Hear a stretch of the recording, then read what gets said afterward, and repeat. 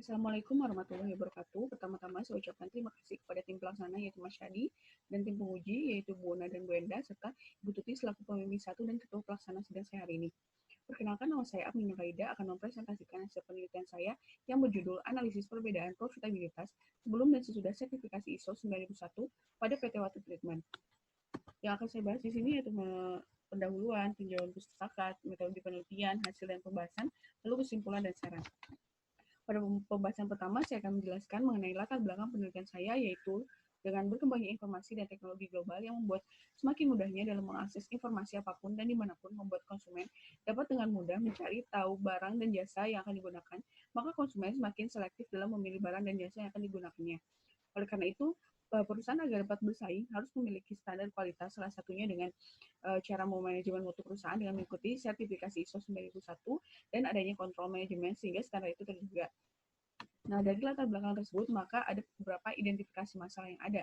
Dari beberapa masalah tersebut dikerucutkan menjadi suatu rumusan masalah, yaitu apakah terdapat perbedaan rasio profitabilitas yang terdiri dari gross profit margin, net profit margin, return on equity, return on investment, sebelum dan sesudah sertifikasi ISO 9001 pada PT Water Treatment. Nah, dengan tujuan yaitu mengetahui dan menganalisis perbedaan rasio profitabilitas sebelum dan sesudah sertifikasi ISO 9001 pada PT Water Treatment. Lalu pada bab 2, landasan teori, saya menggunakan kerangka teori atau dasar teori, yaitu mengenai analisis rasio, rasio profitabilitas, analisis laporan keuangan, dan sistem manajemen ISO 9001. Nah, di sini penelitian terdahulunya yang saya gunakan yaitu dari Herlina Musikasari, Sitorus 2018, F. Anastasia Panjaitan 2015, Hera Septianingsih 2013, Cendrawati dan Melinda Haryanto tahun 2011, Putri Salirenesi Tambunan tahun 2009. Setelah itu ada deskripsi konseptual yang akan saya lakukan untuk mengetahui apakah ada perbedaan atau tidak ada perbedaan dari rasio profitabilitas sebelum dan sesudah sertifikasi ISO dengan hipotesis yang akan saya uji, yaitu dengan H0 tidak terdapat perbedaan rasio profitabilitas yang terdiri dari gross profit margin, return on equity, return on investment sebelum dan sesudah sertifikasi ISO 9001 pada PT Water Treatment. Dan hipotesis alternatifnya terdapat perbedaan rasio profitabilitas yang terdiri dari gross profit margin, return on equity, return on investment sebelum dan sesudah sertifikasi ISO 9001 pada PT Water Treatment. Lalu pada bab 3 mengenai metodologi penelitian, ada waktu penelitian sampai penyusunan yaitu dari bulan Februari sampai bulan Juli. Dan tempat penelitian yaitu PT Water Treatment. Yang menjadi subjek penelitian ini yaitu laporan keuangan dengan objeknya profitabilitas dengan indikator gross profit margin, net profit margin, return on equity, return on investment.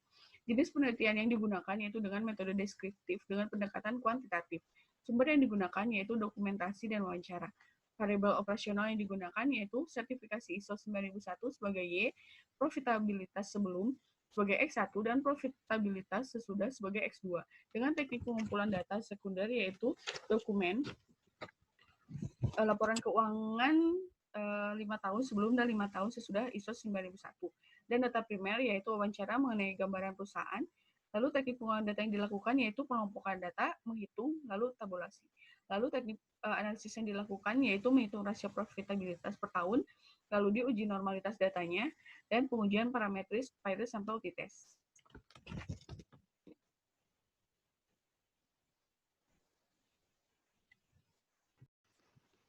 Selanjutnya, bab 4, yaitu hasil dan pembahasan. Dari hasil analisis secara deskriptif, dari informasi yang saya dapatkan bahwa PT Water Treatment mendapat sertifikasi ISO 9001 pada tahun 2014 yang menjadikan tahun tersebut tidak diikutsertakan dalam penelitian ini, karena dijadikan titik awal. Profit sebelum sertifikasi ISO 9001 yaitu tahun 2009 sampai 2013 cenderung negatif, karena adanya kerugian pada tahun 2010 dan 2011. Dan profit sesudah sertifikasi ISO 9001 yaitu tahun 2015 sampai 2019 cenderung positif. Jadi jika dilihat dari diagram profitabilitas per tahun ini, ada perbedaan antara sebelum dan sesudah sertifikasi. Setelah mendapatkan data sekunder berupa laporan keuangannya, maka dapat dihitung nilai dari setiap indikatornya. Yang pertama, net profit margin.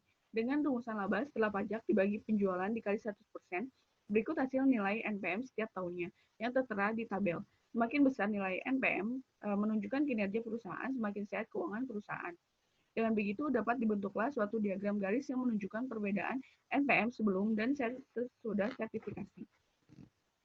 Yaitu sebelum sertifikasi ISO nilai NPM cenderung negatif, sementara nilai NPM sesudah sertifikasi cenderung positif. Lalu ada indikator yang kedua, yaitu gross profit margin. Dapat kita lihat nilainya pada tabel dengan rumusan yaitu penjualan dikurang harga pokok penjualan dibagi dengan penjualan dikali 100%. Semakin besar nilai GPM, maka semakin efisien kegiatan operasional perusahaan. Dari nilai tersebut dapat dikonversikan menjadi diagram garis yang menunjukkan perbedaan di mana nilai GPM sebelum sertifikasi ISO terjadi kenaikan dan penurunan dengan nilai yang positif. Sama halnya dengan nilai GPM sesudah sertifikasi ISO cenderung bernilai positif. Maka perbedaannya itu tidak terlalu signifikan. Nah, lalu selanjutnya ada indikator yang ketiga, yaitu return on equity. Dapat kita lihat nilainya pada tabel dengan rumusan yaitu laba bersih sesudah pajak dibagi modal dikali 100%.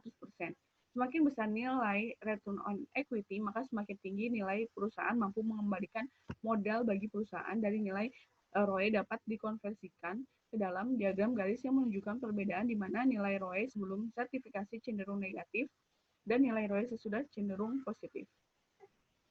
Nah, lalu ada indikator yang keempat, yaitu return on investment. Dapat kita lihat nilai per tahun pada tabel didapat dengan rumusan yaitu laba bersih sesudah pajak dibagi total aktiva dikali 100%. Semakin besar nilai ROI, maka semakin tinggi nilai perusahaan mampu mengembalikan nilai investasi.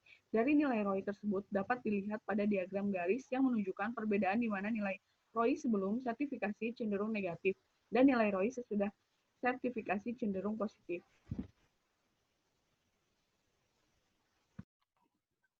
Lalu selanjutnya, ada hasil dan pembahasan dari analisis kuantitatif yang dilakukan dengan indikator net profit margin. Pertama, ada hasil uji normalitas data dengan nilai signifikan lebih dari 0,05, yaitu dengan nilai 0,17 untuk sebelum dan 0,463 untuk sesudah sertifikasi ISO 2001 yang berarti distribusi normal. Lalu dari tabel pada sampel statistik terdapat hasil rata-rata NPM sebelumnya yaitu 1,5%, tidak sama dengan sesudah sertifikasi yaitu 3,8%. Maka dari itu secara deskriptif ada perbedaan rata-rata rasio profitabilitas NPM sebelum dan sesudah sertifikasi ISO 9001. Setelah itu, untuk melihat perbedaan tersebut signifikan atau tidak, bisa dilihat pada tabel hasil uji pilot sample test dengan nilai signifikan lebih dari 0,05 yang mengartikan bahwa perbedaan yang ada tidak signifikan dengan selisih perbedaan rata-ratanya yaitu sebesar 2,38%.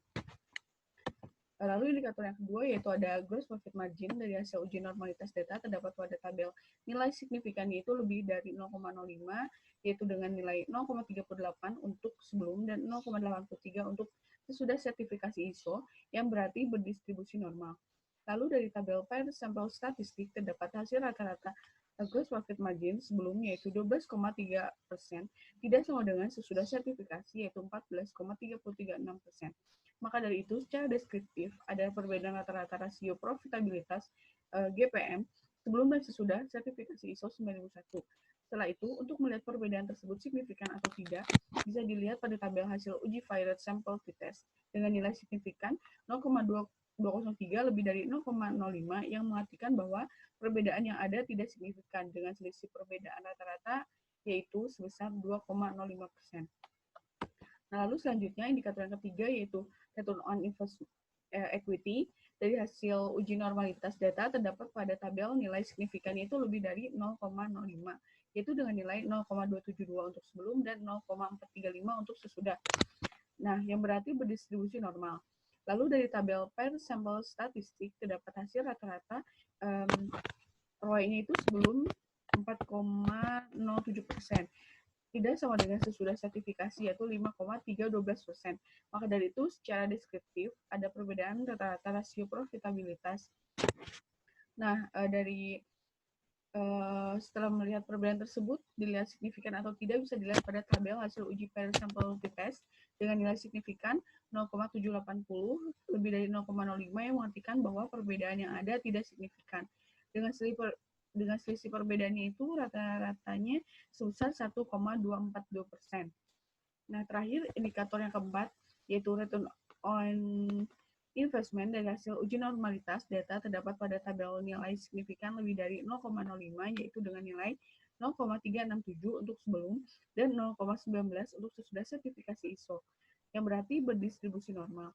Lalu dari tabel pilot sampel statistik terdapat hasil rata-rata sebelumnya itu 1,836%, tidak sama dengan sesudah sertifikasi yaitu 4,36%. Maka dari itu secara deskriptif ada perbedaan rata-rata rasio profitabilitas sebelum dan sesudah sertifikasi ISO 9001. Setelah itu, untuk melihat perbedaan tersebut signifikan atau tidak bisa dilihat pada tabel hasil uji pilot sampel t-test dengan nilai signifikan 0,4 lebih dari 0,05 yang mengartikan bahwa perbedaan yang ada tidak signifikan dengan selisih perbedaan rata-ratanya yaitu sebesar 2,49%. Lalu selanjutnya ada kesimpulan dan saran. Kesimpulan di sini berdasarkan tujuan penelitian untuk mengetahui dan menganalisis perbedaan rasio profitabilitas sebelum sertifikasi ISO 9001 pada PT Water Treatment. Hasil pengujian yang telah dilakukan yaitu terdapat perbedaan antara profitabilitas sebelum dan sesudah sertifikasi ISO pada PT Water Treatment, namun perbedaannya itu tidak signifikan. Dari setiap indikator profitabilitas, perbedaan yang terjadi dapat diperoleh kesimpulan sebagai berikut. Nah, di sini penelitian menunjukkan hasil analisis bahwa terdapat perbedaan rasio nilai rata-rata NPM sebelumnya itu 1,5%, tidak sama dengan sesudah 3,82%, dengan selisih perbedaan sebesar 2,348%. Nah, perbedaan ini tidak cukup signifikan karena dalam hasil uji tes diketahui nilai signifikannya adalah sebesar 0,501, lebih besar dari 0,05, maka perbedaan rasio NPM sesudah dan sebelum sertifikasi ISO 9001 ini tidak signifikan. Lalu penelitian ini juga menunjukkan hasil analisis bahwa terdapat perbedaan rasio nilai gross profit margin sebelum tidak sama dengan sesudah. Dengan selisih perbedaannya itu 2,05%. Perbedaan ini tidak cukup signifikan karena dalam hasil uji tes diketahui nilai signifikannya itu tuh lebih dari 0,05. Maka perbedaan rasio gross profit margin-nya sesudah dan sebelum sertifikasi ISO 9001 ini tidak signifikan. Lalu dari hasil analisis bahwa perbedaan rasio nilai rata-rata return on equity sebelum itu tuh tidak sama dengan sesudah juga, dengan selisih perbedaan sebesar 1,24%. Perbedaan ini tidak cukup signifikan karena dalam hasil uji tes nilainya itu tuh lebih dari 0,05. Maka perbedaan rasio profitabilitas sesudah dan sebelum sertifikasi ISO 9001 ini tidak signifikan. Lalu yang terakhir dengan indikator ROI sebelum sertifikasi mendapat presentasi 1,836%, tidak sama dengan sesudah 4,326%. Perbedaan ini tidak cukup signifikan karena dalam hasil uji tes diketahui nilai signifikannya itu tuh lebih besar dari 0,05, yaitu 0,4, dengan selisih perbedaan sebesar 2,49%. Maka perbedaan rasio profitabilitas sesudah dan sebelum sertifikasi ISO 9001 tidak signifikan. Nah, yang terakhir ada saran dari saya. Berdasarkan kesimpulan tersebut, penelitian mengajukan beberapa saran, yaitu perbedaan net profit margin sebelum dan sesudah sertifikasi ISO 9001 yang tidak signifikan pada PT Water Treatment mengartikan bahwa perusahaan harus lebih memanfaatkan sistem manajemen mutu ISO 9001 ini untuk meningkatkan penjualan produk dan pelayanannya, misalnya dengan kerjasama dan mencari customer yang lancar dalam pembayaran terminnya, mengadakan kegiatan CSR agar perusahaan lebih dikenal masyarakat dan perusahaan lainnya. Lalu perbedaan gross profit margin sebelum dan sesudah sertifikasi ISO 9001 yang tidak signifikan pada PT Water Treatment mengartikan bahwa perusahaan harus lebih optimal dalam kebijakan, biaya, dan harga produksi yang dilakukan. Misalnya itu dengan menekan biaya overhead yang keluarkan untuk mengecek ke cabang misalnya. Nah, lalu perbedaan return on equity sebelum dan sesudah sertifikasi ISO 9001 yang tidak signifikan pada water treatment mengartikan bahwa perusahaan harus lebih efisien dalam mengelola modal yang ada, misalnya dengan menyesuaikan biaya operasi dengan dana modal yang ada. Lalu perbedaan return on investment sebelum dan sesudah sertifikasi yang tidak signifikan pada PT Water Treatment mengartikan bahwa perusahaan harus lebih mempertahankan dan memanfaatkan sistem manajemen mutu ISO 9001 untuk meningkatkan efisiensi perusahaan dalam mengelola aset yang diinvestasikan, misalnya dengan menjadikan sistem tersebut menjadi suatu kebiasaan dan melakukan evaluasi. Nah, sekian presentasi dari hasil penelitian saya. Nah, di sini ada daftar pustaka yang saya gunakan. Kurang lebihnya mohon maaf. Wassalamualaikum warahmatullahi wabarakatuh.